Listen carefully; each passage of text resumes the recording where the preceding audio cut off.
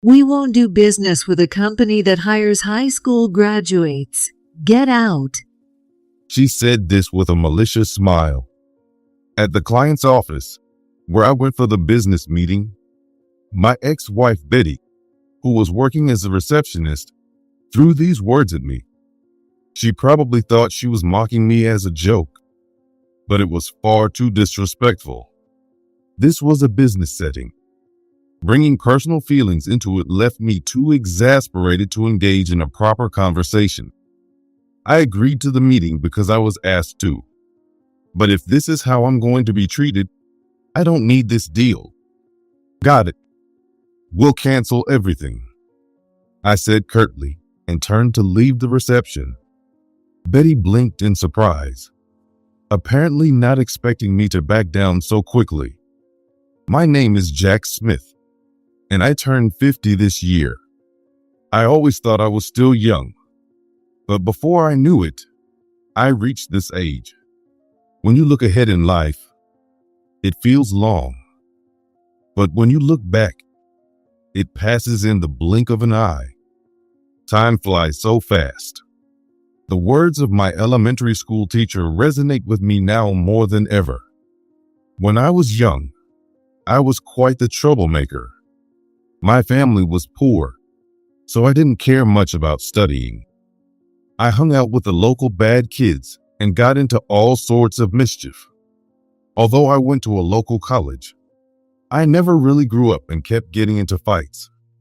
After getting suspended multiple times, I eventually dropped out. So my highest level of education is high school. After I stopped going to school, I got even wilder. I rode my motorcycle everywhere, went out drinking heavily in bars, and got into fights with anyone I didn't like. Honestly, I think I was a complete jerk back then. What turned my life around was the president of a small local factory who took the time to genuinely talk with me. At that time, I was struggling with self-loathing because I was almost 20 and still acting like a fool. And on the other hand, I was anxious about what I could possibly do with my life. The president saved me from these complicated feelings. He also had been a troublemaker in his youth. That's probably why he understood how I felt. I started working at the small factory and learned mold design. Mold design is an essential job for mass-producing industrial products. Most factories use molds to pour in molten metal or plastic, which is then cooled and solidified to create products. Therefore, mold designers were highly valued at that time. I became passionate about this job. The more I worked, the more I appreciated the depth of the field, and I was happiest when I felt needed by others.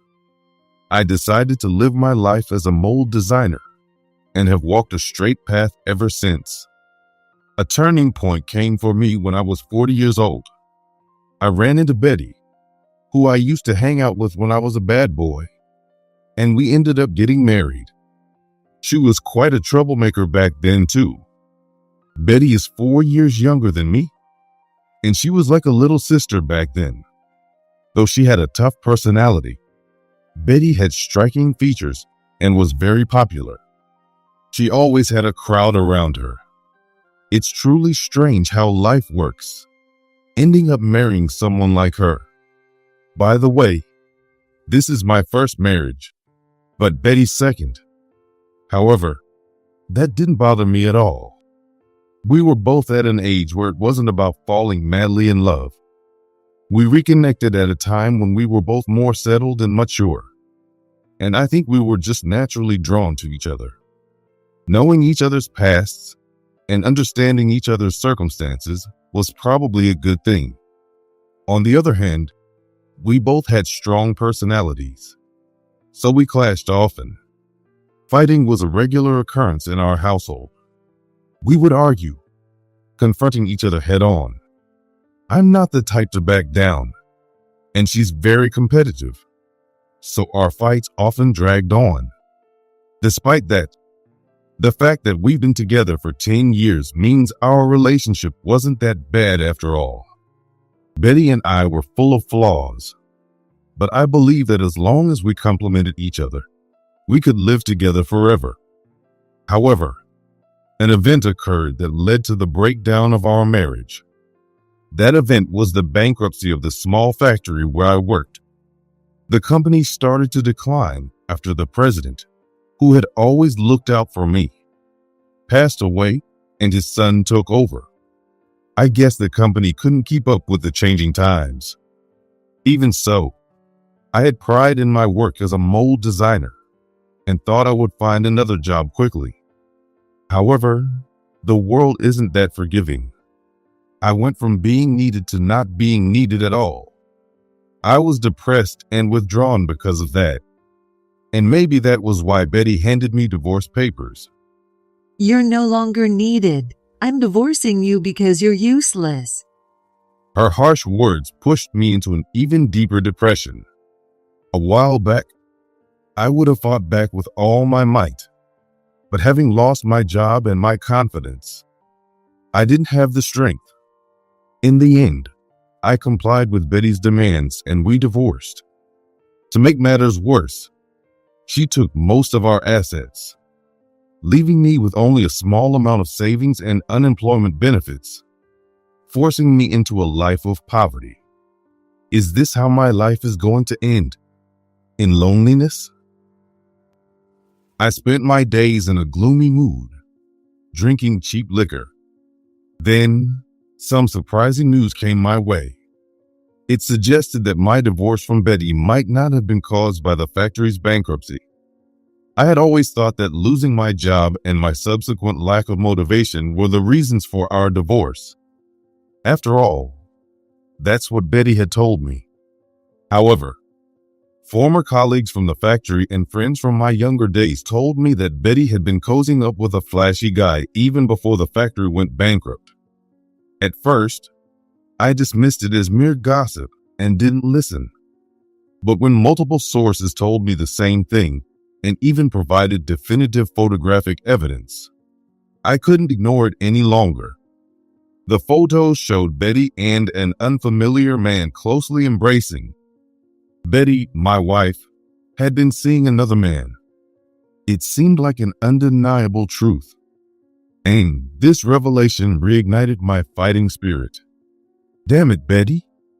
Don't underestimate me. My anger at Betty's betrayal fueled my determination. I refused to let it end like this. I made up my mind to restart my job search. I will prove Betty wrong for abandoning me. My mind focused on that one point. No matter how many times I was rejected in interviews, I didn't give up and kept knocking on the doors of other companies.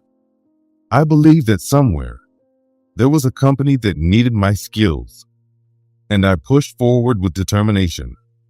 There were many times when I felt like giving up, but in those moments, I thought of Betty, her sneering, condescending smile as she mocked me. Imagining that expression reignited my fighting spirit. And 6 months after I restarted my job search, I finally found a new job. It was with a major manufacturer, introduced to me by the second-generation president of the small factory I used to work at. The idea that a top-tier company would hire a high school graduate mold designer like me seemed unbelievable. However, they seemed to highly value my skills as a mold designer. At this company, I not only designed complex molds, but also got involved in sales support and even some aspects of sales. My ability to quickly judge whether a project was feasible and estimate the budget became useful in various situations. Being needed again gave me a renewed sense of purpose. Wearing suits, which I wasn't used to, and teaching young colleagues the craft were not burdensome. On the contrary, every day felt fresh, and I was filled with energy. I realized that I was riding the second wave of my life. 2 years after changing jobs, I had a fateful encounter. It all started with a manufacturing request from a certain company. That company requested us to manufacture a custom-made machine for them. They had contacted several machine manufacturers, but all had turned them down, leaving them desperate. I decided to review the machine specifications they sent and determine if it was feasible. The result was clear-cut. With the results in hand, I went to meet them. And then, the fateful encounter happened suddenly. I saw Betty standing at the reception desk. My heart started pounding. My desire to show off my success at a top-tier company clashed with my inner doubts about the purpose of such an action. Will she switch with another receptionist? I peeked out from behind the building's entrance. It didn't look like she was going to change. I steeled myself and walked to the reception desk. The moment Betty saw me, she glared at me. Her hostility was obvious. It was the same look she had when we faced off against rival groups in our younger days. Betty, with her defiant stance, was trying to intimidate me. I reminded myself not to fall for her provocation and faced her in a businesslike manner. My name is Jack from Rainbow Machinery. I have a meeting scheduled with Thomas, the manager. The person in front of me is not Betty. I told myself this as I started the conversation. Betty twisted her mouth into a smirk and spoke. What? What are you talking about? There's no way you're an employee of Rainbow Machinery. Apparently, Betty thought I was pretending to be someone I'm not. I took out my business card from my breast pocket, placed it on the reception desk, and slid it towards her with my finger.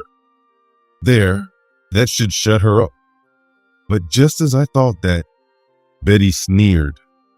You even went as far as making fake business cards. Are you really that desperate to make yourself look important? You've always pretended to be strong despite being weak, and you haven't changed at all. Are you here to pick a fight because you saw me working at a top-tier company? If so, just stop. I have no intention of dealing with someone as insignificant as you. Betty refused to believe my identity at all. In that case, I had no choice but to ask her to connect me with Thomas, the manager. I can understand why you doubt me, Betty, but this is a legitimate business deal. If you ask Thomas, he'll confirm it. So, could you please connect me to him quickly? There might have been a hint of irritation in my tone. Maybe sensing that, Betty said something unexpected. What do you plan to do when you meet him? Revenge. What do you mean? This is a business meeting. It's my first time meeting Thomas. Why would I seek revenge? I burst out. After I said it, I realized my tone had become harsh. I had tried to stay calm until now, but my true nature was beginning to show. What? It's not revenge. Oh, I see. But I still can't connect you. Someone as incompetent as you doesn't match up with Thomas. You're probably just trying to sell something shady under the guise of a business deal. Her words infuriated me. I would have loved to yell at her and start a real fight, but that would only cause trouble for my company. I swallowed my rising anger and spoke in a low voice. Whether it's shady or not, I'm here because your company requested this meeting. If you don't connect me, you might regret it. Betty stared into my eyes. As our eyes met, I was once again struck by her beauty. She's aged, but she still looks incredible.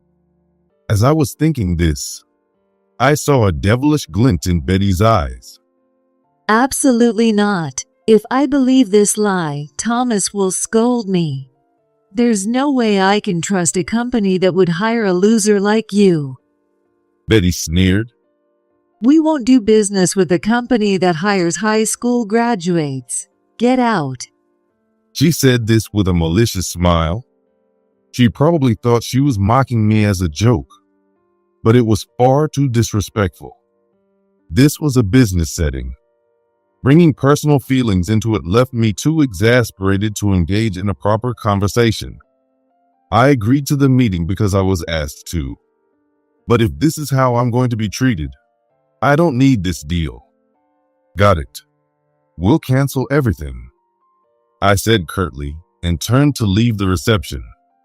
Betty blinked in surprise, apparently not expecting me to back down so quickly.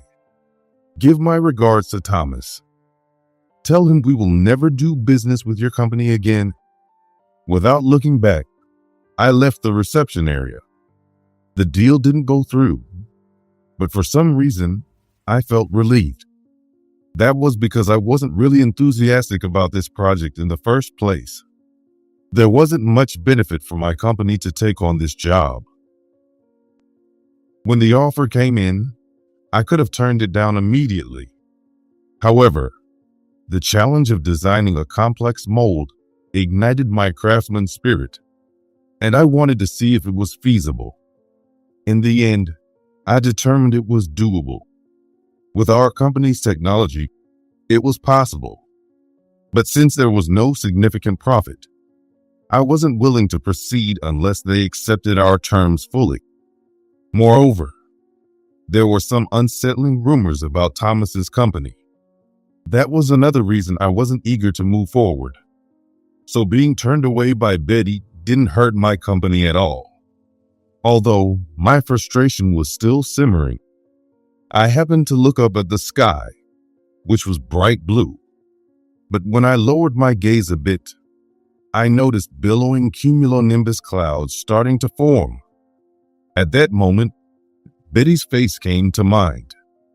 Thinking about the trouble she was about to encounter, I couldn't help but smile. One side desperately needs our company to handle this job, while the other side doesn't care either way. Betty doesn't understand the situations that our respective companies are in. Imagining what she might do next, I decided to head back to my office.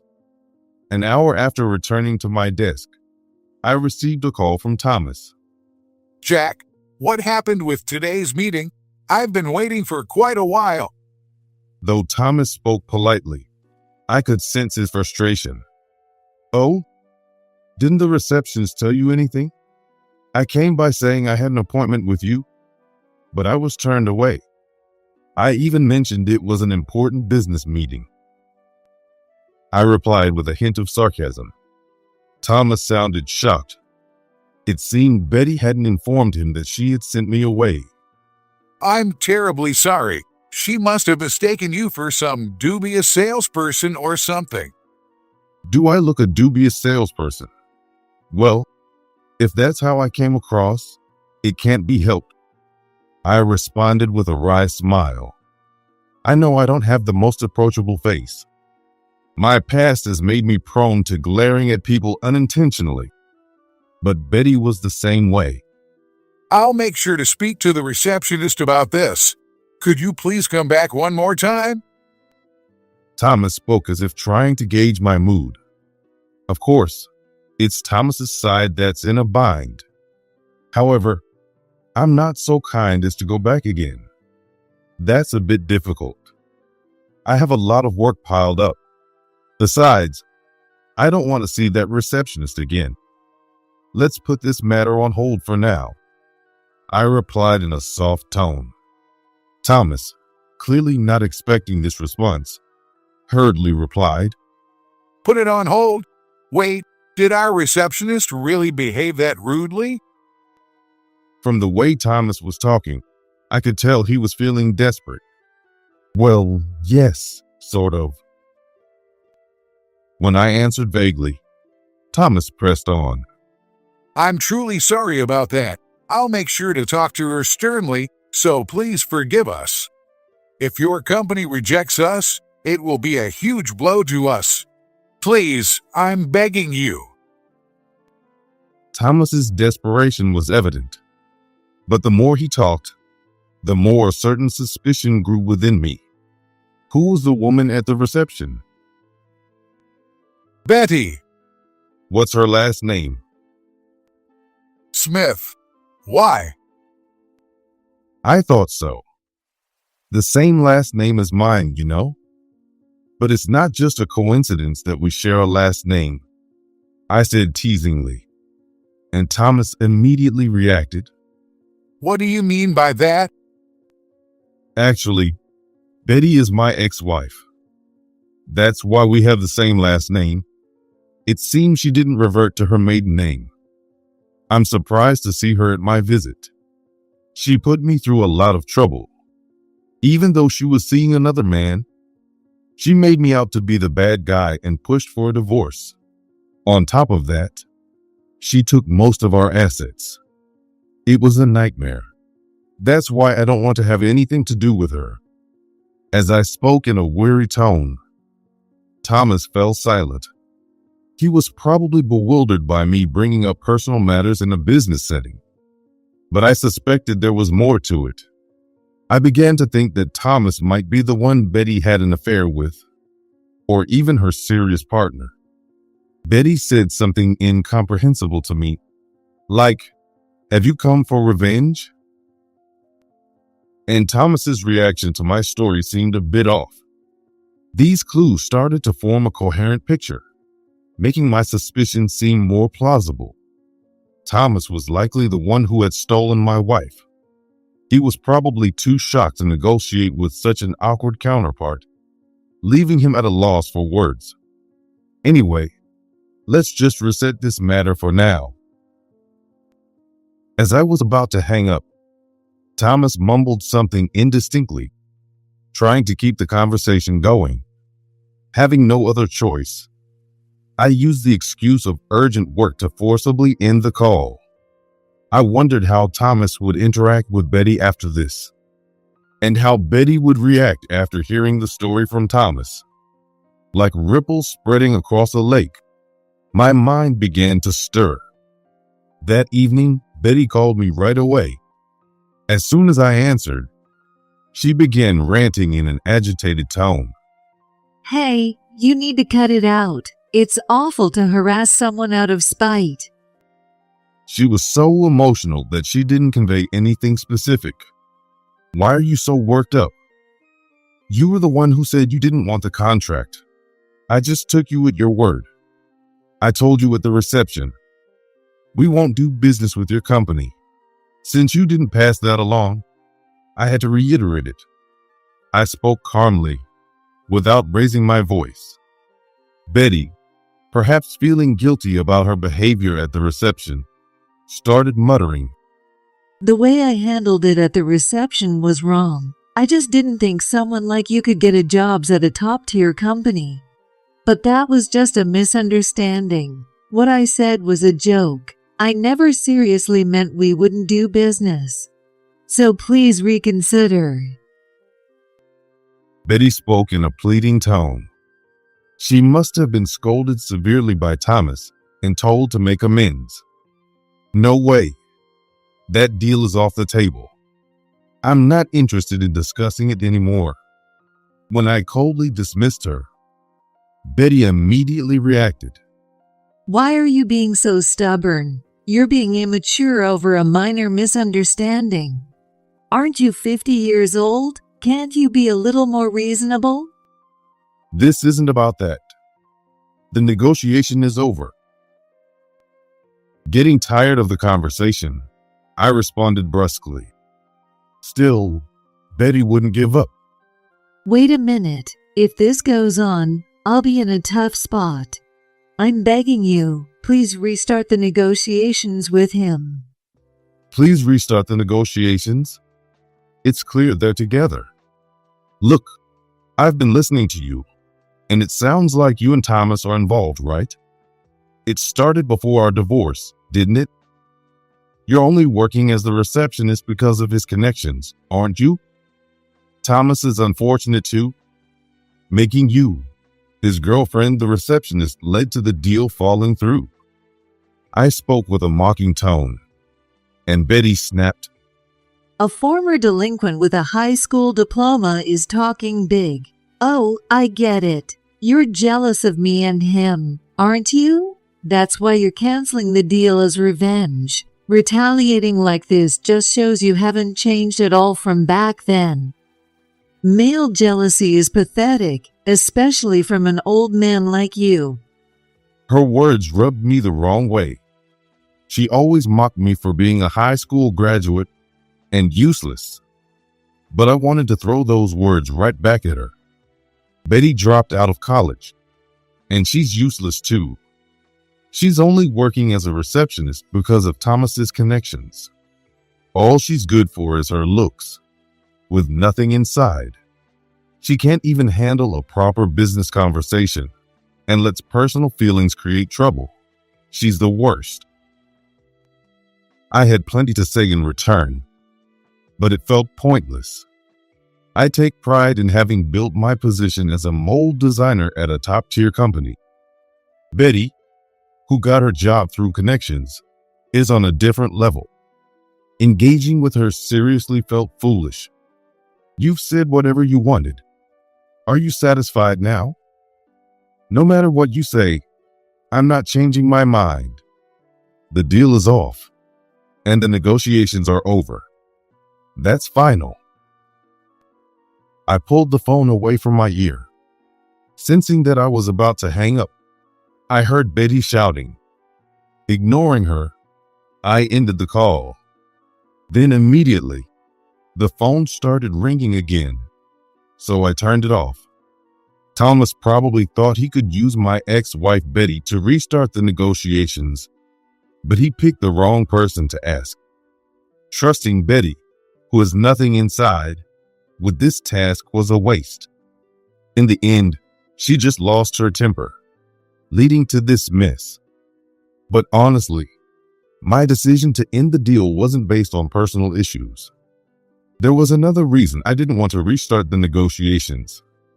I didn't think Thomas would give up that easily. Considering the situation, we're the only company capable of producing that machine. I've heard that Thomas's company is betting everything on this project, so he's bound to try something. With these thoughts in mind, I arrived at work the next morning and found two people standing outside my company. One of them was Betty, and the other was the man I had seen in the photo shown to me by my old friends. The man who seemed to be Betty's boyfriend. So, Thomas was Betty's boyfriend after all. Although I had suspected it, seeing them together brought a painful pang to my chest. Jack, please reconsider the negotiations. Thomas pleaded desperately. Betty, standing next to him, also pleaded, albeit a bit more reluctantly. I had anticipated that Thomas might come to the office, but I never expected him to bring Betty along. Not wanting to have a discussion outside the building, I decided to escort them to the meeting room. I truly apologize for everything.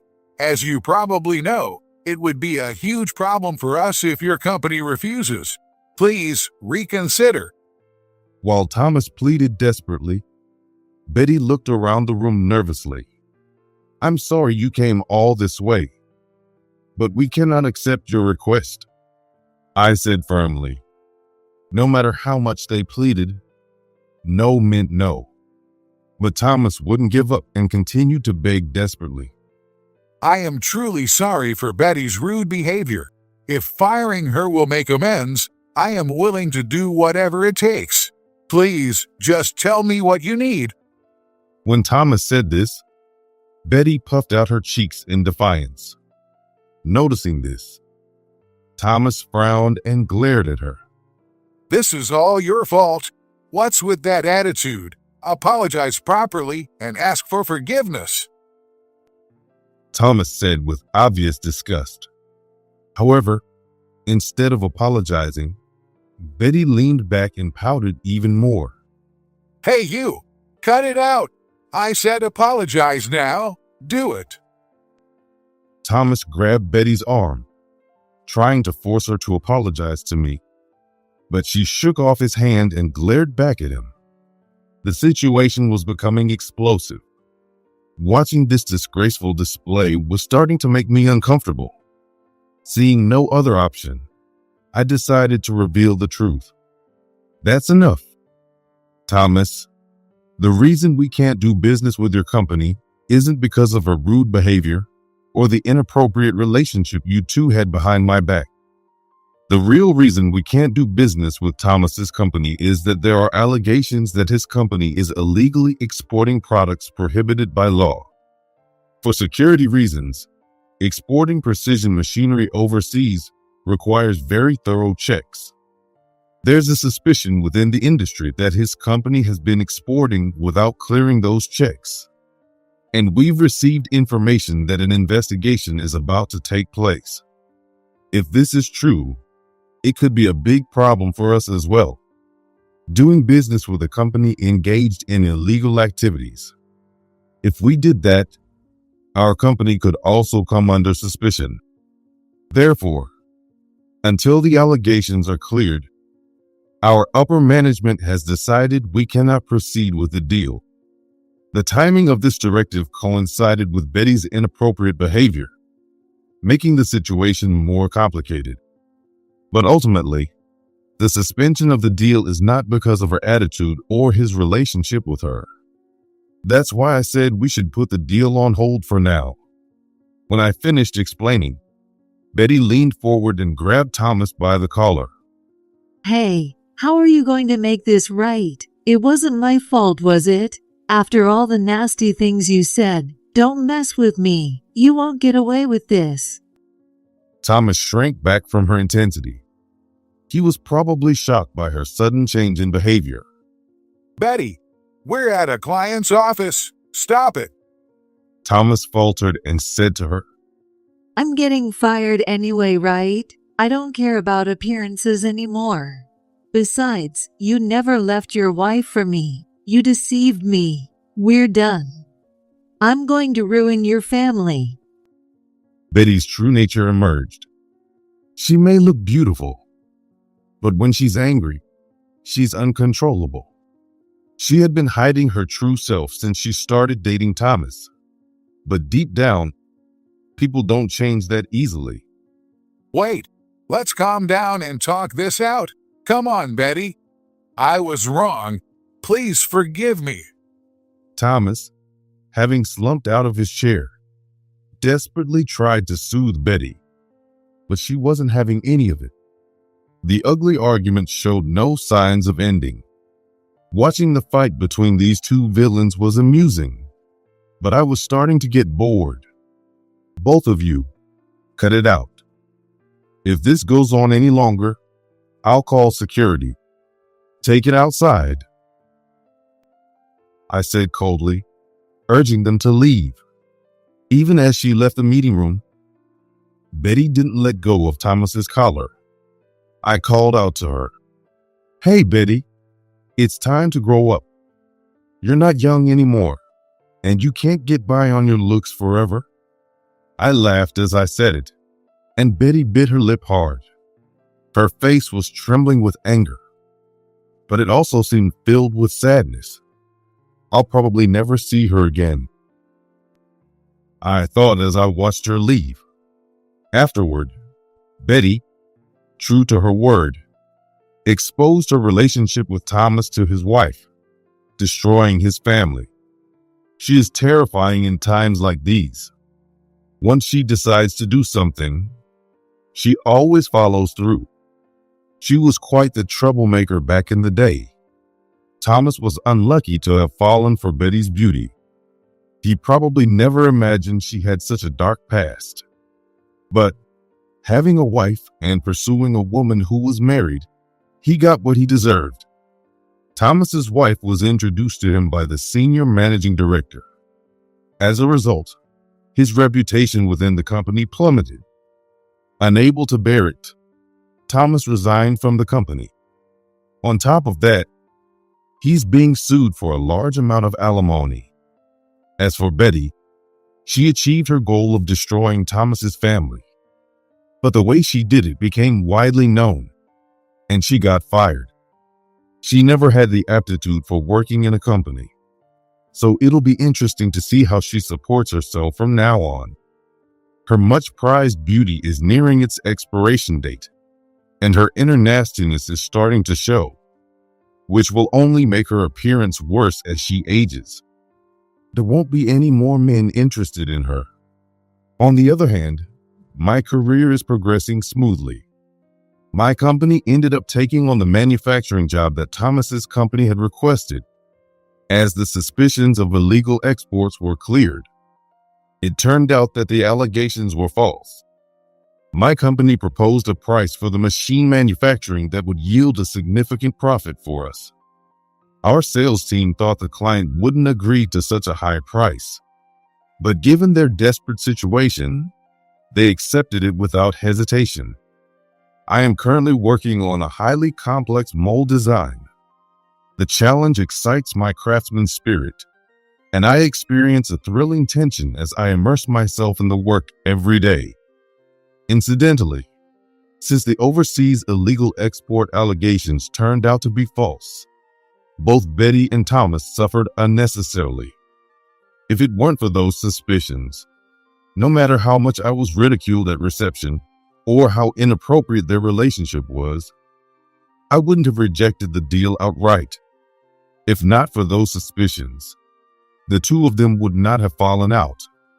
Thomas's family wouldn't have collapsed, and Betty wouldn't have been fired. But these must be their punishment for their misdeeds. In other words, it's karma. However, these events are in the past, and there's no point in dwelling on them now. Since divorcing Betty, I've been experiencing good fortune. For the rest of my life, what I need from others is what I want to